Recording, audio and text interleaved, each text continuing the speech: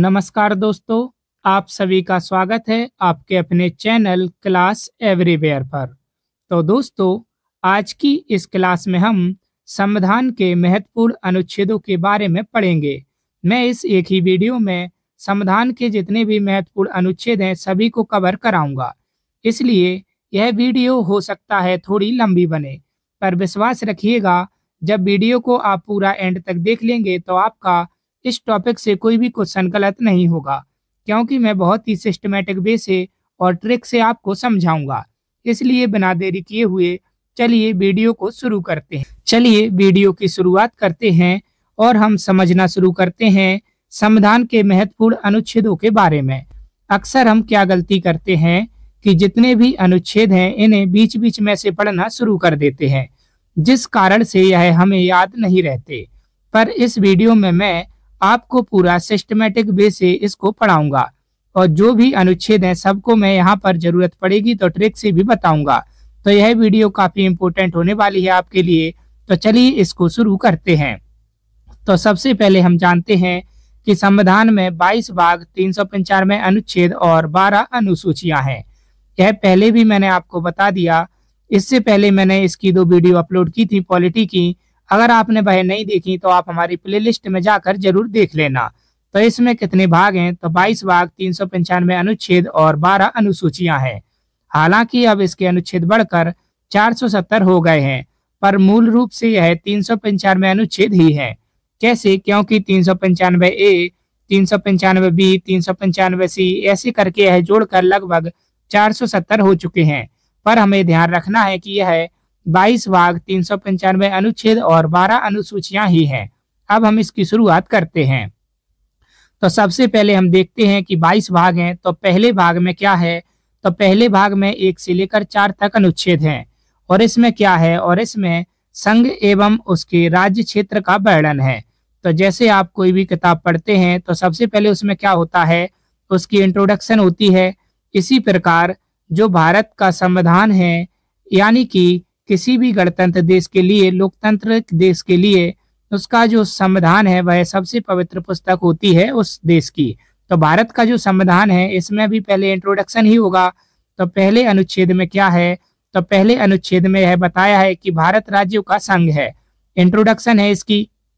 दूसरे अनुच्छेद में बताया है कि नए राज्यों का प्रवेश किया जा सकता है, मतलब जो नए राज्य हैं अगर भारत में शामिल होना चाहते हैं तो वो अनुच्छेद 2 के तहत भारत में शामिल हो जाएंगे, जैसे कि सिक्किम को हमने भारत में शामिल किया था। और अनुच्छेद 3 में क्या बताया गया है कि राज्यों के क्षेत्रों और सीमाओं और नामों में परिवर्तन किया जा सकता है, मतलब किसी भी राज्य की अगर सीमा है उसको बढ़ाया घटाया जा सकता है और उसके नाम में परिवर्तन किया जा सकता है। तो यह 3 अनुच्छेद आपको याद रखने हैं, यह इम्पोर्टेंट है पहले भाग में। उसके बाद हम देखते हैं भाग दूसरा। तो संविधान का जो भाग दूसरा है उसमें अनुच्छेद 5 से लेकर 11 तक अनुच्छेद है, जिसमें नागरिकता का वर्णन किया गया है। बहुत ही ज्यादा इम्पोर्टेंट है, काफी बार यह पूछा गया है कि नागरिकता का वर्णन किस में है। तो ऑप्शन में है ऐसे दिया होता है कि अनुच्छेद 5 से लेकर 11, अनुच्छेद 11 से लेकर 16। तो आपको कैसे पता चलेगा कि कौन सा अनुच्छेद है? तो इसे याद करने की बहुत ही अच्छी ट्रिक है। तो इसे आपको कैसे याद रखना है? इसकी ट्रिक है नाग पंचमी। नाग पंचमी से आप याद रख सकते हैं कि 5 से लेकर 11 अनुच्छेद तक नागरिकता का वर्णन है। कैसे?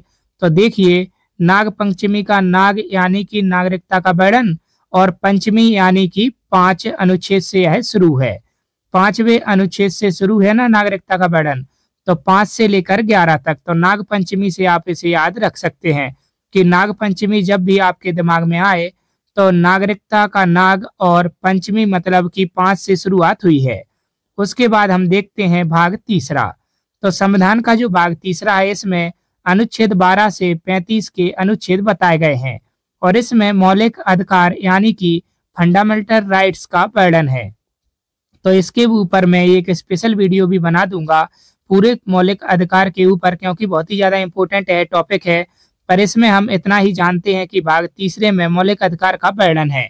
तो मौलिक अधिकार कौन कौन से हैं? जैसे कि समानता का अधिकार हो गया, स्वतंत्रता का अधिकार हो गया, शोषण के विरुद्ध अधिकार हो गया, धार्मिक स्वतंत्रता का अधिकार हो गया, संस्कृति और शिक्षा संबंधी अधिकार और संवैधानिक उपचारों का अधिकार। तो अब हम इतना ही जानते हैं कि 12 से 35 तक मौलिक अधिकारों का वर्णन है। उसके बाद हम देखते हैं कौन सा भाग 4A। यह भी काफी इम्पोर्टेंट है, 4 नहीं है, यह है भाग 4A और इसका जो अनुच्छेद है वो है 51A। इसमें मौलिक कर्तव्य का वर्णन है। तो जैसे कि जो हमारा संविधान बनाया है गया है, संविधान में हमारी भलाई के लिए बहुत से कानून हैं, पर जनता का भी तो यह फर्ज बनता है कि उसके देश के प्रति कुछ कर्तव्य हों। तो हमारे कुछ मौलिक कर्तव्य भी निर्धारित किए गए हैं और यह कहाँ से लिए गए हैं, तो यह जो स्रोत हैं यह रूस से लिए गए हैं। कौन? मौलिक कर्तव्य। तो मौलिक कर्तव्य रूस से लिए गए हैं और इसी से रिलेटेड यह भी पूछा जाता है कि किस किस पर मौलिक कर्तव्यों को संविधान में जोड़ा गया, क्योंकि इसे बाद में जोड़ा गया था। तो स्वर्ण सिंह समिति की सिफारिश पर वर्ष 1976 में याद रखिएगा 42वें संविधान संशोधन के द्वारा संविधान में इसको जोड़ा गया था, यानी कि संविधान संशोधन किया गया था और 42वें संविधान संशोधन के तहत इसे संविधान में शामिल किया गया था। किसे? मौलिक कर्तव्य को। यह सारी चीजें पूछी जाती हैं किस किस संविधान संशोधन के तहत और कौन सी समिति की सिफारिश पर मौलिक कर्तव्य संविधान में जोड़े गए थे। तो चलिए इसके बाद अब हम देखते हैं संविधान का भाग 5 और संविधान का भाग 6। इनको साथ ही साथ हम याद करेंगे, क्योंकि साथ ही साथ आप इसको अगर याद करेंगे तो यह आसानी से याद हो जाएगा। मैं ट्रिक से आपको बताऊंगा। तो संविधान के भाग 5 में है 52 से लेकर 151 तक अनुच्छेद, भाग 6 में है 152 से लेकर 237 तक अनुच्छेद। यह आपको नहीं भी पता हो तब भी आपका काम चल जाएगा, क्योंकि मेन जो पूछा जाता है वो मैं आपको आगे बताता हूँ। तो 5वें भाग में राष्ट्रपति के बारे में बताया गया और भाग 6 में राज्यपाल के बारे में बताया गया है, क्योंकि दोनों एक ही जैसे हैं। केंद्र में भूमिका राष्ट्रपति की होती है, वह किसी भी राज्य में भूमिका राज्यपाल की होती है, इसीलिए मैं इसको साथ साथ कवर कर रहा हूँ, क्योंकि इस तरह अगर आप पढ़ेंगे तो आपको ज्यादा देर तक याद रहेगा। तो राष्ट्रपति का सबसे ज्यादा इम्पोर्टेंट अनुच्छेद है अनुच्छेद 52। कम से कम 100 से 200 बार यह क्वेश्चन पूछा गया है और पूछा गया है कि राष्ट्रपति का पद किस अनुच्छेद में वर्णित है, तो अनुच्छेद 52 में। तो इसको आप याद कैसे करेंगे, तो मैं इसको आपको याद करने की ट्रिक बताता हूँ। तो इसको याद करने की एक ट्रिक है, देखिए अगर आप कुछ चीज इमेज से याद करते हैं ना तो आपके माइंड में ज्यादा देर तक रहती है, सबकॉन्शियस माइंड में आकर बैठ जाती है और वह ज्यादा देर तक याद रहती है। इसलिए मैं आपको इसे एक इमेज से याद कराऊंगा। आप देख रहे हैं ना, अनुच्छेद 52 है। इसी डिजिट से हमको याद होगा राष्ट्रपति पद के बारे में। देखिए आप जो एक इंसान देख रहे हैं आप, जो कि माफी मांग रहा है, वो कैसे लग रहा है हमको, जैसे कि 2 हो। और आगे जो पर्सन जो कुर्सी पे बैठा है वो हमें कैसे लग रहा है, वो लग रहा है जैसे कि 5 हो। तो जब भी हमारे दिमाग में यह आएगा कि क्या आएगा कि 52, तो 5 लगेगा हमको बैठा हुआ और 2 लगेगा झुका हुआ। और अब ऑप्शन हमेशा यही आते हैं 52, 53, 54। और आपसे पूछा जाएगा कि राष्ट्रपति पद का वर्णन किस में है, तो आपको ऑप्शन से देखकर लगेगा कि जो 2 है वो ऐसे लगेगा कि झुका हुआ है। और आपको पता है कि राष्ट्रपति के हाथ में बहुत ही ज्यादा पावर होती है, वह चाहे तो किसी की फांसी की सजा भी माफ कर सकता है। तो 2 कैसे लग रहा है कि वह राष्ट्रपति के आगे गिड़गिड़ा रहा है और माफी मांग रहा है, और 5 जो है वह कुर्सी पर बैठा हुआ है। तो इस तरीके से आप याद रख सकते हैं कि राष्ट्रपति का जो पद है वो है अनुच्छेद 52 में। इस ट्रिक से आप इसको याद रख सकते हैं। इसके बाद देखते हैं अनुच्छेद 53। तो अनुच्छेद 53 में क्या है, राष्ट्रपति का पद है 52 में, तो उसके पास क्या होगा, शक्तियां भी होंगी और उसके कुछ कार्य भी होंगे। तो अनुच्छेद 53 में शक्ति और कार्य का वर्णन है। उसके बाद देखते हैं अनुच्छेद 54। तो अनुच्छेद 54 में क्या दिया गया है, निर्वाचन। 54 निर्वाचन। इस तरीके से आप याद रख सकते हैं। अनुच्छेद 54 में दिया गया है कि राष्ट्रपति का निर्वाचन किस तरीके से किया जाएगा। इसी के साथ हम राज्यपाल के बारे में देखते हैं। तो राज्यपाल को भी आप साथ में याद रखिएगा, बस आपको क्या करना है, +1 जोड़ना है। तो जैसे अनुच्छेद 52 है, इसमें 1 जोड़ेंगे तो क्या हो जाएगा, 53, और जो 1 जोड़ा वो उसके आगे हम लगा देंगे, क्योंकि राष्ट्रपति और राज्यपाल साथ साथ चलते हैं, इसलिए 52 में 1 जोड़ देंगे तो कितना हो जाएगा, 53, और 53 के आगे 1 लगा देंगे। तो यह राज्यपाल का पद हो गया। और इसके बाद हम क्या देखते हैं, अनुच्छेद 53 में था क्या, शक्ति कार्य राष्ट्रपति के, तो 154 में है शक्ति कार्य, और 53 में 1 जोड़ेंगे तो हो जाएगा 54, और 54 के आगे 1 लगा देंगे। तो 53 में राष्ट्रपति के शक्तिकार और 154 में राज्यपाल के शक्तिकार। और अनुच्छेद 54 में क्या था? तो अनुच्छेद 54 में था राष्ट्रपति का निर्वाचन, और इसमें अगर हम एक जोड़ देंगे तो कितना हो जाएगा? 55, और एक को आगे लगा देंगे तो कितना हो जाएगा? 155। तो 155 में हो जाएगा राज्यपाल का निर्वाचन। तो इन तीनों को आप एक साथ याद रख सकते हैं, राष्ट्रपति और राज्यपाल को। और यह 6 के 6 अनुच्छेद बहुत ही ज्यादा एग्जाम में पूछे जाते हैं। बस आपको क्या करना है कि इसके इमेज से आपको याद रखना है कि राष्ट्रपति का पद किसमें है? अनुच्छेद 52 में। 2 लग रहा है कैसे झुका हुआ और 5 बैठा हुआ, आगे इसकी शक्ति है और फिर निर्वाचन है। तो अनुच्छेद 52 में एक जोड़ा तो 53, और 53 में जो एक जोड़ा था वो एक आगे लगा देंगे तो हो जाएगा 153। इसमें राज्यपाल का पद है, उसके बाद उसके शक्तिकार हैं और उसका निर्वाचन है। इससे आप दोनों को याद रख सकते हैं। उसके बाद हम राष्ट्रपति के आगे देखते हैं। निर्वाचन तो हो गया, तो अब राष्ट्रपति को हटाया कैसे जाएगा? क्योंकि यही तो लोकतंत्र है। मतलब यहाँ पर कोई भी सिक्योर नहीं है, हर आदमी के पीछे कोई ना कोई बैठा है उसे हटाने के लिए। तो अब हम इसमें देखते हैं अनुच्छेद 61। तो यह भी काफी बार पूछा गया है। क्या पूछा गया है? महाभियोग। तो महाभियोग, इसके द्वारा राष्ट्रपति को उसके पद से हटाया जा सकता है महाभियोग के द्वारा। महाभियोग के बारे में मैं आपको और भी बताता हूँ कि महाभियोग किसी भी सदन में लाया जा सकता है, चाहे वह राज्यसभा हो चाहे वह लोकसभा हो। और महाभियोग लाने से 14 दिन पहले राष्ट्रपति को सूचित करना पड़ता है। मतलब जब भी महाभियोग लाना है उसे 14 पहले राष्ट्रपति को सूचित करना पड़ता है कि भाई साहब आप पर महाभियोग लगने वाला है। तो अनुच्छेद 61 के बाद अब हम देखते हैं अनुच्छेद 72। तो यह भी काफी बार पूछा गया है, क्षमादान। मैंने आपको बताया ना कि राष्ट्रपति के पास एक पावर होती है कि वह किसी को भी क्षमा कर सकता है। तो इसको भी आप कैसे याद करेंगे? बस 2 से आपको यही इमेज आनी चाहिए कि जो 2 है वह झुका हुआ है और वह गिड़गिड़ा रहा है। 7 आप देख रहे हैं कि राष्ट्रपति खड़ा हुआ है और राष्ट्रपति के आगे 2 यानी कि वह गिड़गिड़ा रहा है, मुझे क्षमा कर दो। तो इससे आप याद रख सकते हैं क्षमादान। अनुच्छेद 52 को मैंने आपको बताया था कि 2 आ गया तो कोई झुका हुआ है, और 5 था जो कि कुर्सी पे बैठा हुआ है। तो 52 से हमने कर लिया था राष्ट्रपति का पद। और इसी तरीके से 72 में क्या है? राष्ट्रपति खड़ा हुआ है 7 से और 2 से गिड़गिड़ा रहा है कि मुझे क्षमा कर दो। तो इससे आप नंबरों से खेल सकते हैं। तो 72 में हो जाएगा क्षमादान। इसके बाद देखते हैं अनुच्छेद 123। यह भी काफी इंपोर्टेंट है।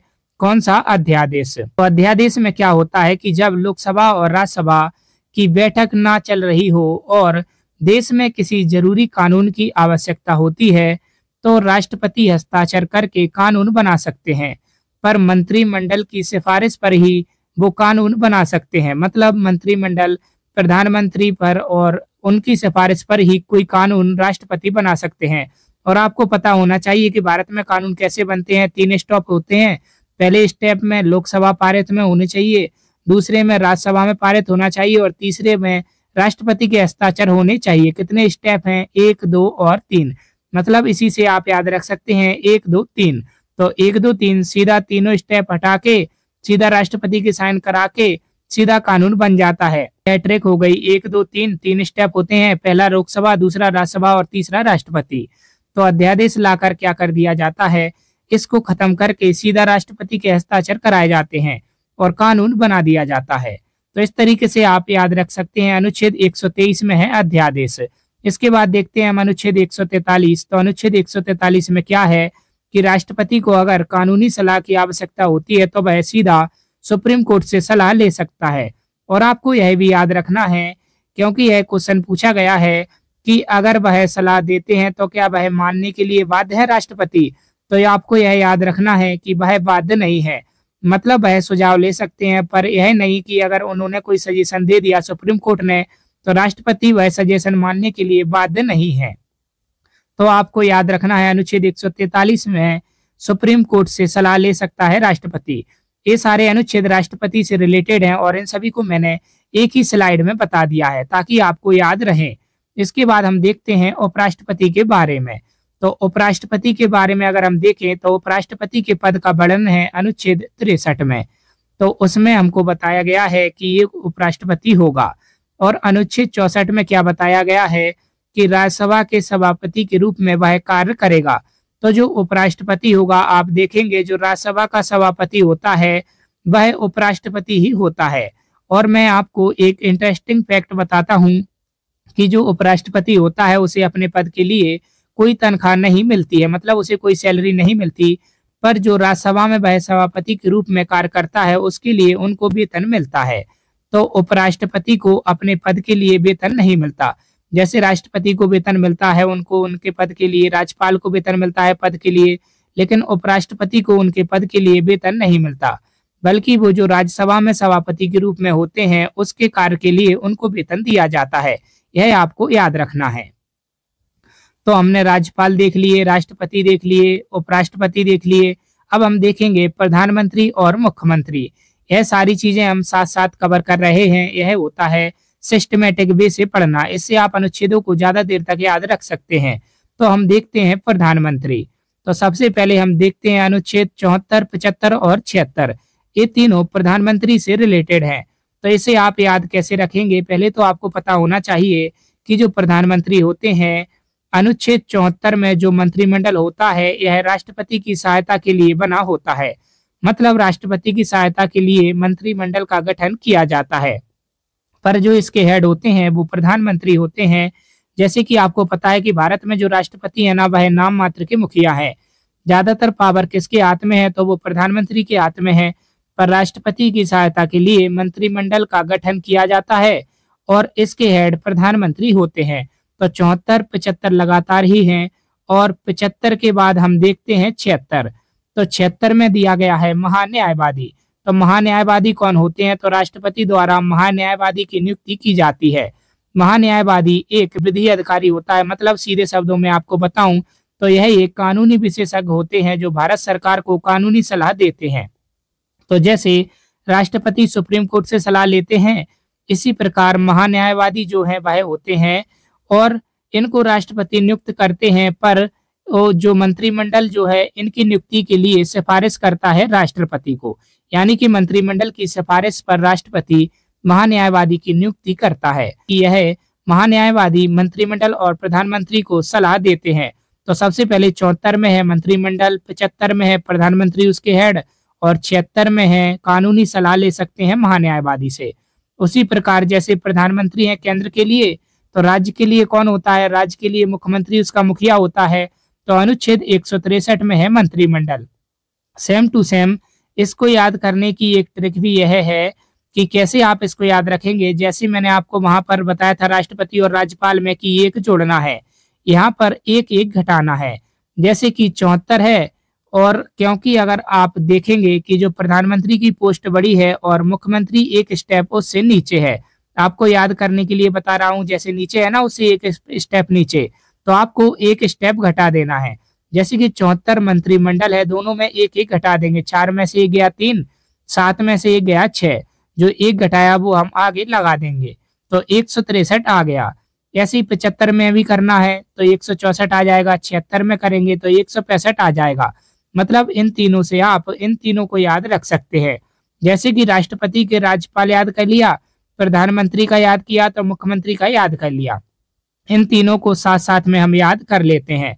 मंत्रिमंडल 74 में, अनुच्छेद 163 में मंत्रिमंडल है और अनुच्छेद 75 में प्रधानमंत्री है, अनुच्छेद 164 में मुख्यमंत्री है, अनुच्छेद 76 में महान्यायवादी है और अनुच्छेद 165 में महाधिवक्ता है। मुख्यमंत्री के लिए महाधिवक्ता होता है। जो काम मतलब कि महान्यायवादी करता है प्रधानमंत्री के लिए, वही काम महाधिवक्ता करता है मुख्यमंत्री के लिए। तो इस तरीके से आप इनको याद रख सकते हैं। तो जो महाधिवक्ता है उनकी नियुक्ति कौन करेगा? तो जैसे महान्यायवादी की नियुक्ति राष्ट्रपति करते हैं तो महाधिवक्ता की नियुक्ति राज्यपाल करेंगे। तो एक ही ट्रिक से आप इन तीनों अनुच्छेदों को याद रख सकते हैं।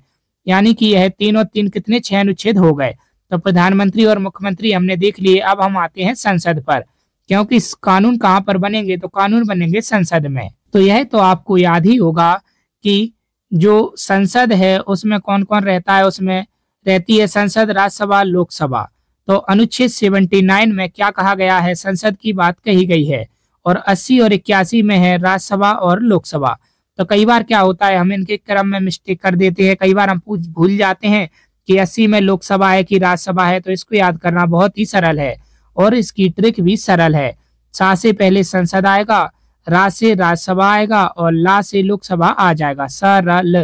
तो इसी को आप याद रख सकते हैं, सरल से क्रम को। तो संसद आएगा, फिर राज्यसभा आएगा, फिर लोकसभा आएगा। 79, 80 और 81 ये हो गया केंद्र के लिए। इसी प्रकार राज्य में भी है, जैसे केंद्र में संसद है उसी प्रकार राज्य में है विधानमंडल। मतलब राज्य में कोई कानून बनाना होता है तो विधानमंडल के तहत बनता है।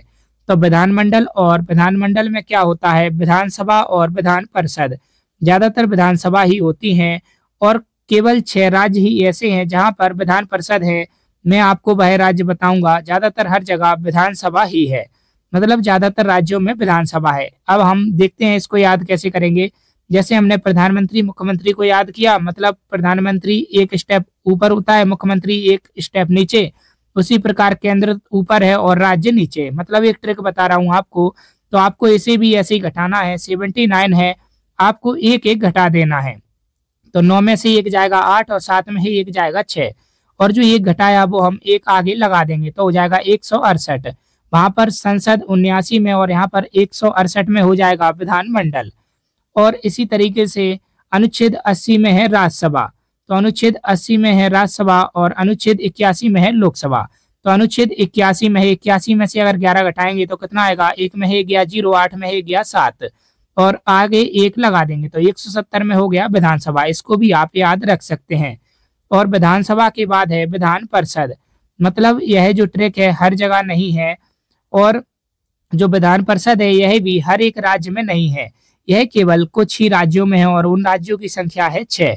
और कई बार आपसे पूछ लिया जाता है कि विधान परिषद किन किन राज्यों में है, तो इसकी भी एक ट्रिक है। इसकी एक ट्रिक है टीबी, टीबी जुकाम। तो टीबी जुकाम से आप याद रख सकते हैं, टीबी और जुकाम, इससे आप याद रख सकते हैं कि कौन कौन से स्टेट में विधान परिषद है। टी से हो गया क्या आपका तेलंगाना, बी से हो जाएगा आपका बिहार, तो तेलंगाना और बिहार। जे से हो जाएगा जम्मू एंड कश्मीर, तो जम्मू कश्मीर पहले था परंतु जब से यह केंद्र शासित प्रदेश बन गया है तो यहाँ पर विधान परिषद खत्म कर दी गई है। और यह पूछा जाता है कि किस राज्य में विधान परिषद खत्म कर दिया गया है, तो अब तो यह केंद्र शासित प्रदेश बन गया तो जम्मू कश्मीर से विधान परिषद खत्म कर दी गई है। तो यह ट्रिक है, इसलिए मैंने आपको पूरा बता दिया। तो आपको ये भी याद होना चाहिए कि जे अब खत्म हो चुका है।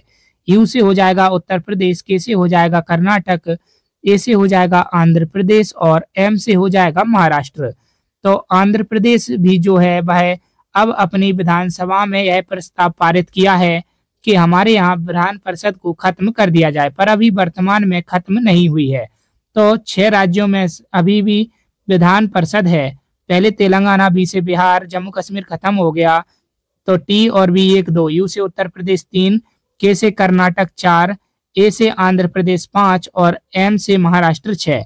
तो इन 6 राज्यों में विधान परिषद है। यह भी मैंने आपको ट्रिक से बता दिया क्योंकि यही भी पूछा जाता है। तो हमने संसद को भी कवर कर लिया और विधानमंडल को भी कवर कर लिया ट्रिक से। सारी की सारी चीजें हमने ट्रिक से कवर कर ली। तो अब हम देखते हैं संसद के कुछ और भी अनुच्छेद हैं जो कि पूछे जाते हैं, उन्हें भी मैं साथ में बता देता हूं। तो अब हम आते हैं अनुच्छेद 100 पर। कई बार पूछा गया है कि अनुच्छेद 100 में किसका वर्णन है, तो अनुच्छेद 100 में निर्णायक मत का वर्णन है। निर्णायक मत क्या होता है कि यदि अगर लोकसभा में किसी मुद्दे पर वोटिंग हो रही है और जो वोटिंग है वह बराबर हो जाए, यानी कि निर्णय ना हो पा रहा हो, तो उस समय क्या होता है कि अध्यक्ष महोदय अपना निर्णायक मत देंगे। तो अध्यक्ष महोदय जिस में भी अपना मत दे देंगे उसे पारित कर लिया जाएगा। मान लीजिए कि वहां के पक्ष में अपना वोट दे रहे हैं तो कानून को पारित कर दिया जाएगा, और ना के पक्ष में अगर अपना वोट दे रहे हैं तो कानून को पारित नहीं किया जाएगा। मतलब जो कि इसको याद रखना भी आसान है। देखिए 100 है ना, जबकि 50-50 बात आ जाए, 50-50, 50 + 50 कितना हो जाएगा 100। जब भी 50-50 बात आ जाएगी 50-50 कितने हो जाते हैं 100। तो एक वोट वहां पर कौन देगा, वहां पर अध्यक्ष महोदय देंगे और वह उनका निर्णायक मत माना जाएगा। तो अनुच्छेद 100 में है निर्णायक मत का वर्णन। अनुच्छेद 100 के बाद देखते हैं अनुच्छेद 108। तो अनुच्छेद 108 में संयुक्त अधिवेशन की बात कही गई है। संयुक्त अधिवेशन कब बुलाया जाता है मैं आपको बता देता हूं। मान लीजिए लोकसभा में किसी बिल पर बहस चल रही है और कोई निर्णय नहीं लिया जा पा रहा है, तो क्या किया जाता है कि लोकसभा में भी बिल अटका हुआ है और राज्यसभा में भी अभी पहुंचना है, तो लोकसभा और राज्यसभा दोनों की संयुक्त अधिवेशन बुलाया जाता है। और राष्ट्रपति यह अधिवेशन बुलाते हैं जब वह बिल बहुत ही ज्यादा जरूरी हो, वह कानून बनाना जरूरी हो, तब लोकसभा और राज्यसभा दोनों को बुलाया जाता है और इसी को हम संयुक्त अधिवेशन कहते हैं। तो 108 में है संयुक्त अधिवेशन। इसके बाद हम देखते हैं अनुच्छेद 110। तो अनुच्छेद 110 और अनुच्छेद 117 यह दोनों आपको याद रखने हैं। 110 में है धन अधिवेशन और अनुच्छेद 117 में है वित्त विधेयक, या इसको धन विधेयक और वित्त विधेयक भी कहा जा सकता है। तो धन अधिवेशन को धन विधेयक भी कह सकते हैं और वित्त विधेयक 117 में आता है। और इससे पूछा क्या जाता है कि इसकी डेफिनेशन पूछी जाती है कि इसमें होता क्या है। यह भी पूछा जाता है कि अनुच्छेद 110 में क्या है और अनुच्छेद 117 में क्या है। तो पहले आप याद रखेंगे 10 और धन, 10 और धन। तो अनुच्छेद 110 में है धन विधेयक या धन अधिवेशन, अनुच्छेद 117 में है वित्त विधेयक। धन विधेयक क्या होता है, सरल भाषा में आपको बताता हूँ कि सरकार की धन लाने की प्रक्रिया को धन विधेयक कहते हैं। मतलब सरकार की धन जुटाने की प्रक्रिया को धन विधेयक कहते हैं और जुटाए हुए धन को विकास पर खर्च करने की प्रक्रिया को वित्त विधेयक कहते हैं। यह सरल शब्दों में आपको समझा दिया। और थोड़ा अगर इसको डिफाइन करूं तो जैसे आपको पता है विधेयक दो प्रकार के होते हैं, धन विधेयक और वित्त विधेयक। तो धन विधेयक सबसे पहले लोकसभा में प्रस्तुत किया जाता है। यह आपको जरूर याद रखना है कि सबसे पहले इसको कहाँ प्रस्तुत किया जाता है, तो लोकसभा में प्रस्तुत किया जाता है। और धन विधेयक होता क्या है, जब सरकार को टैक्स से रिलेटेड कोई बिल लाना है, मतलब टैक्स घटाना है, बढ़ाना है, तो उसे धन विधेयक कहेंगे। और सरकार को बोरोइंग मतलब कि कर्ज लेना है, तो जो बिल होगा, जो कर्ज लेने के लिए जो बिल पेश किया जाएगा उसे धन विधेयक कहेंगे। मतलब झर जुटाना ही है ना, बोरिंग करना, कर्ज लेना। और जो उस कर्ज लिए हुए धन को, मतलब कि जो सरकार ने धन जुटाया है उसको खर्च करना है, पुल बनाना है, सड़कें बनानी है, वह वित्त विधेयक में होगा। तो याद रखिएगा धन विधेयक और वित्त विधेयक ये दोनों साथ साथ ही हैं। 110 में धन विधेयक है और 117 में वित्त विधेयक की बात कही गई है। उसके बाद हम देखते हैं अनुच्छेद 112। अनुच्छेद 112 में है बजट। राइमिंग से आप इसको याद रख सकते हैं 12 बजट, 12 बजट, 12 बजट, इस तरीके से आप इसको याद रख सकते हैं राइमिंग से। अनुच्छेद 112 में है बजट।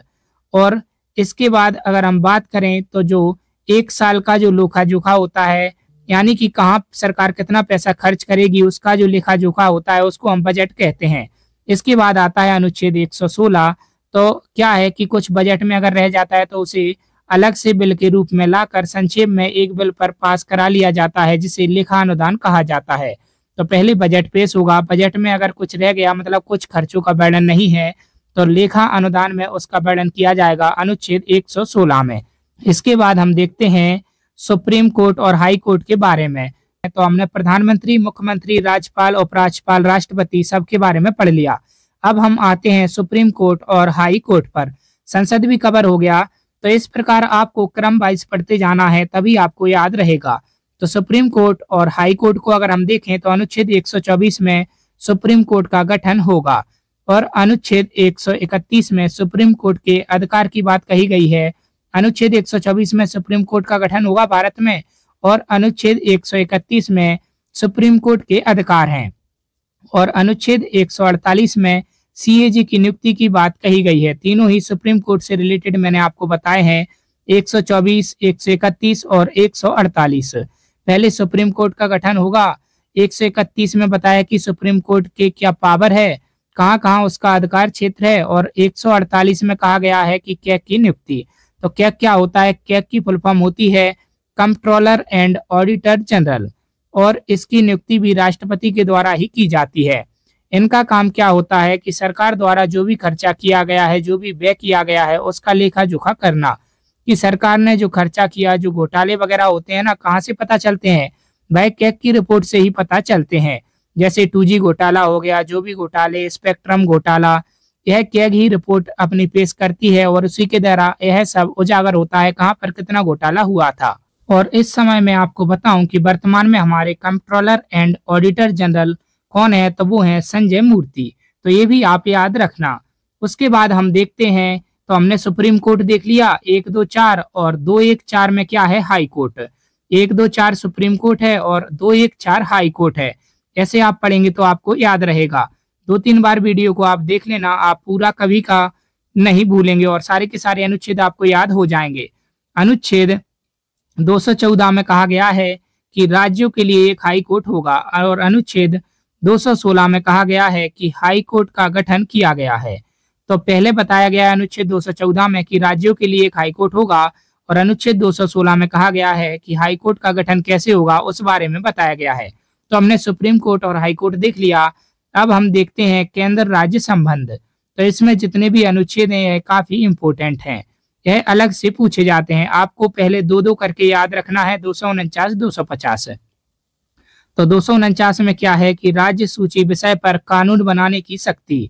तो राज्य सूची विषय क्या होते हैं मैं आपको बताता हूं कि राज्य सूची मतलब है कि वह विषय जिस पर राज्य कानून बनाता है।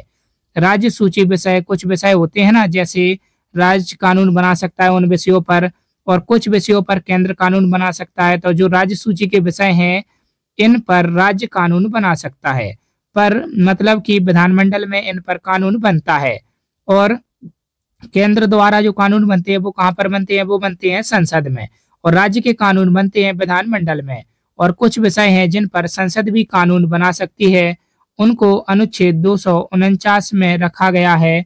तो कुछ विषय ऐसे हैं जिन पर केंद्र भी कानून बना सकता है। और 250 में क्या है कि आपातकालीन के दौरान, जबकि इमरजेंसी लग जाए उस दौरान भी राज्य सूची के कुछ विषयों पर कानून बनाने की शक्ति केंद्र के पास है। तो दोनों ही याद रखिएगा, अनुच्छेद 249 और 250। 250 में आपातकाल के दौरान और 249 मतलब नॉर्मल टाइम पे। उसके बाद देखते हैं अनुच्छेद 262। कई बार यह पूछा गया है, नदी जल विवाद। नदी जल विवाद का वर्णन किसमें है, अनुच्छेद 262 में। कई बार आप देखते हैं कि दो राज्यों के बीच में नदी के जल पर विवाद हो जाता है। जैसे कि अब कोई भी नदी है, देखिए जैसे कि एक राज्य है और दूसरा राज्य है, वो सोचता है मैं इसका ज्यादा पानी यूज कर लूं, तो इसके लिए उनके बीच में विवाद हो जाता है। तो एक राज्य मान लो बांध बना लेता है, वह पानी रोक लेता है, तो दूसरा राज्य विवाद खड़ा कर देता है कि हमें पानी प्रॉपर नहीं मिल रहा। तो नदी जल विवाद का निपटारा जो है वह होता है अनुच्छेद 262 में। तो अनुच्छेद 262 में है नदी जल विवाद। और 262 और 263 आपको साथ में याद रखने हैं। 263 में है अंतर्राज्यीय परिषद, मतलब अंतर्राज्य विवाद इसमें आएंगे कि दो राज्यों के बीच कोई विवाद हो जाए तो उसे कैसे सुलझाना है और उस पर संसद कानून बना सकती है, यही भी आप याद रखना, इस पर भी संसद कानून बना सकती है। तो अनुच्छेद 262 में नदी जल विवाद और 263 में है अंतर्राज्यीय परिषद। इसके बाद हम आते हैं अनुच्छेद 280 पर, यह भी काफी इंपोर्टेंट है, वित्त आयोग। तो अनुच्छेद 280 में है वित्त आयोग, यह भी कई बार पूछा गया है। तो वित्त आयोग का काम क्या है कि केंद्र और राज्यों के बीच जो कर का वितरण है वो वित्त आयोग करता है, मतलब कैसे इनके बीच कर का वितरण होगा। तो वर्तमान में 15वां वित्त आयोग चल रहा है और यह 2026 तक चलेगा। और 15वें वित्त आयोग के जो अध्यक्ष हैं वो कौन है, तो इसके अध्यक्ष हैं NK सिंह। तो NK सिंह जो है वह 15वें वित्त आयोग के अध्यक्ष हैं, इंपोर्टेंट है, इनको भी आप जरूर याद रखिएगा। और यह 15वां वित्त आयोग है। इसके बाद हम देखते हैं अनुच्छेद 312। तो अनुच्छेद 312 में क्या है, तो अनुच्छेद 312 में है अखिल भारतीय सेवा। अखिल भारतीय सेवा के अधीन क्या क्या आता है आपको पता होगा, 3 चीजें आती हैं, एक IAS, दूसरा IPS और तीसरा IFS। जोर दो देना वो देना IFS पर, क्योंकि यहीं पर आपसे गलती होगी। क्वेश्चन यह आया था एक बार कि अखिल भारतीय सेवा में निम्नलिखित कौन सी सेवाएं आती हैं। तो आपको 4 ऑप्शंस दिए गए थे, एक दिया गया था IAS, एक IPS और एक IFS, और IFS 2 बार दिया गया था, मतलब फुल फॉर्म दी गई थी। एक IFS की फुल फॉर्म होती है इंडियन फॉरेस्ट सर्विस और एक होती है इंडियन फॉरेन सर्विस। तो याद रखिएगा जो IFS है उसमें है इंडियन फॉरेस्ट सर्विस, मतलब कौन सा, वन विभाग वाला। तो इंडियन फॉरेस्ट सर्विस वाला है अनुच्छेद 312 में। क्वेश्चन भी पूछा गया है, इसलिए मैं आपको बता रहा हूं कि अखिल भारतीय सेवा में जो IFS आ रहा है इसका मतलब है इंडियन फॉरेस्ट सर्विस। तो यह आप जरूर याद रखिएगा क्योंकि यह एग्जाम में क्वेश्चन पूछा गया है। इसके बाद आता है अनुच्छेद 315। तो अनुच्छेद 315 में है संघ एवं राज्य के लिए लोक सेवा आयोग, मतलब जो UPSC के एग्जाम होते हैं, मतलब UPSC का वर्णन है अनुच्छेद 315 में। यूनियन पब्लिक सर्विस कमीशन इसकी फुल फॉर्म होती है। और राज्यों के लिए पीसीएस या पीएससी भी कई राज्य में कहते हैं, इसका वर्णन है अनुच्छेद 315 में।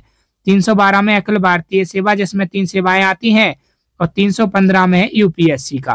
तो हमने संसद देख ली, प्रधानमंत्री, मुख्यमंत्री, राज्यपाल, राष्ट्रपति और सुप्रीम कोर्ट, हाई कोर्ट, सारी की सारी चीजें देख ली। अब हम देखते हैं निर्वाचन आयोग के बारे में।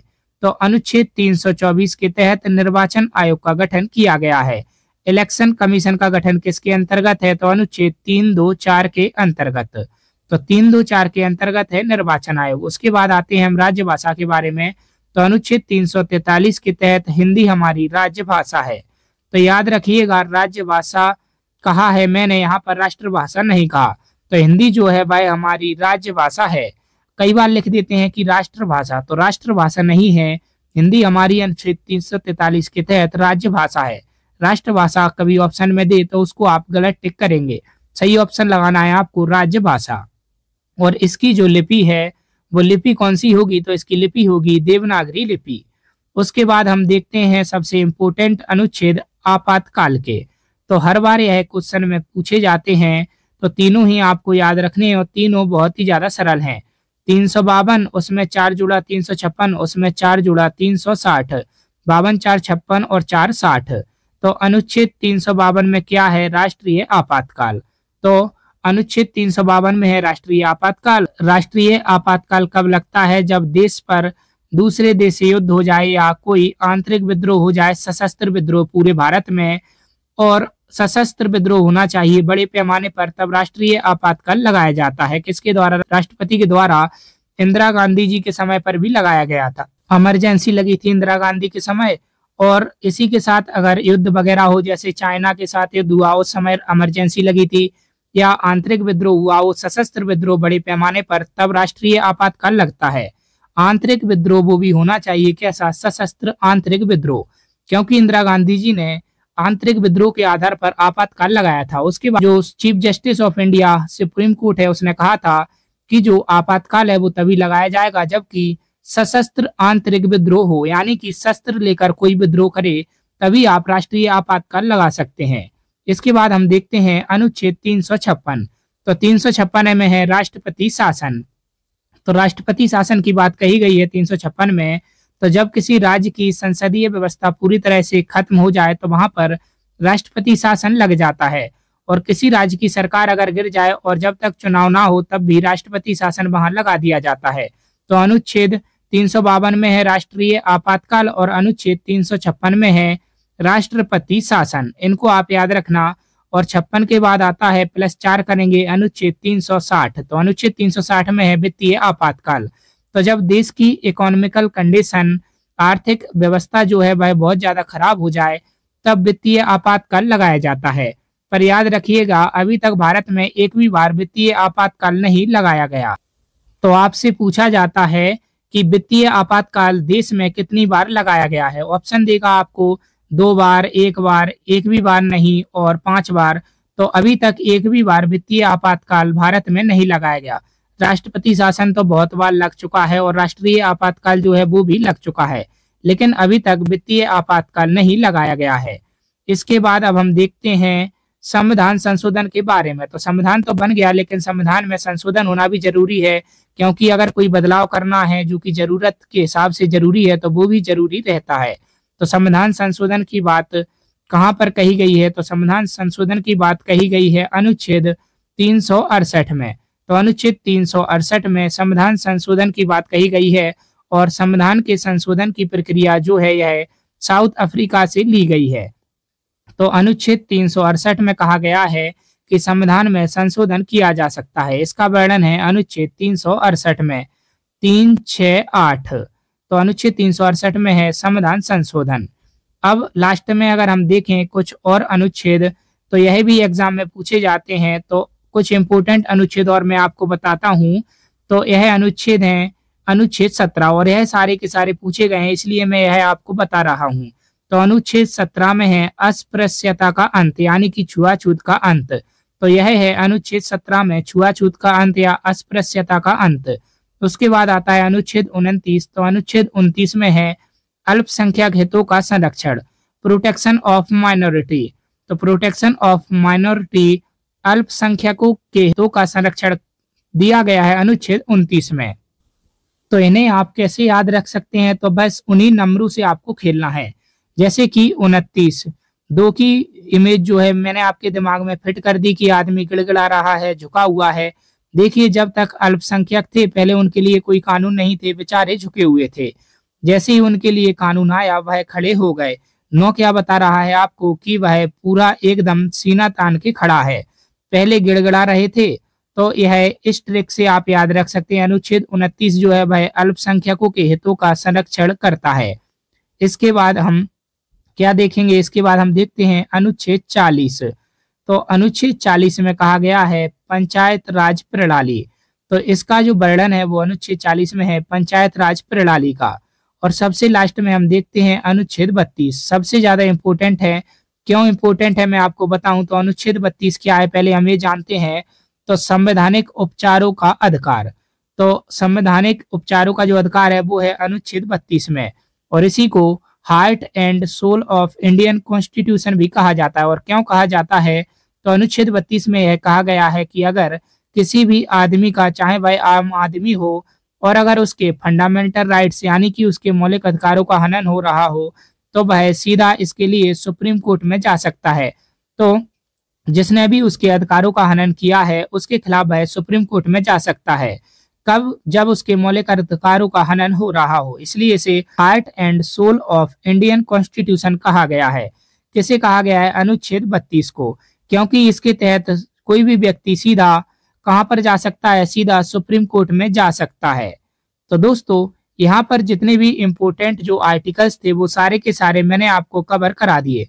उम्मीद करता हूँ क्लास आपको अच्छी लगी होगी। अच्छी लगी हो तो क्लास को लाइक जरूर कीजिएगा और हमें कमेंट करके अपना फीडबैक जरूर दीजिएगा, क्योंकि दोस्तों आप एक कमेंट से हमें मोटिवेशन मिलता है ऐसी और वीडियोस बनाने के लिए। और दोस्तों, हमारे चैनल को सब्सक्राइब करके हमारे साथ जरूर जुड़ जाइएगा, जिससे कि हमको मोटिवेशन मिलेगा ऐसी और क्लासेस आपके लिए बनाने के लिए। धन्यवाद।